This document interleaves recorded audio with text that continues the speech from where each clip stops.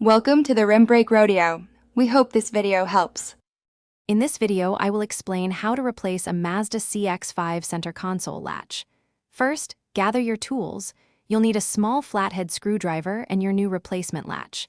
Make sure your car is parked securely and the engine is completely off.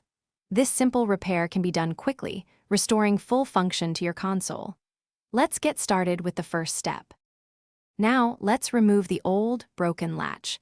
Carefully open your center console lid to expose the latch mechanism. Take your small flathead screwdriver and gently insert it into the small gaps around the old latch. Carefully pry to release the retaining clips. Once the clips are disengaged, you can pull the old latch straight out. Be gentle to avoid damaging the surrounding plastic. With the old latch removed, installing the new one is straightforward. Take your new Mazda CX-5 console latch and align it precisely with the opening in the console lid. Apply firm, even pressure and push the new latch into its housing. You should hear a distinct click as the retaining clips engage. Ensure the latch sits flush and feels secure, indicating a proper fit. To complete the replacement, perform a final check.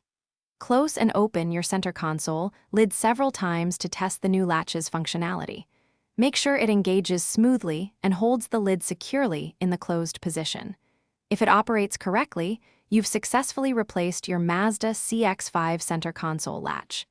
This easy guide helps you restore convenience to your vehicle. Thanks for watching. Consider subscribing if we helped you.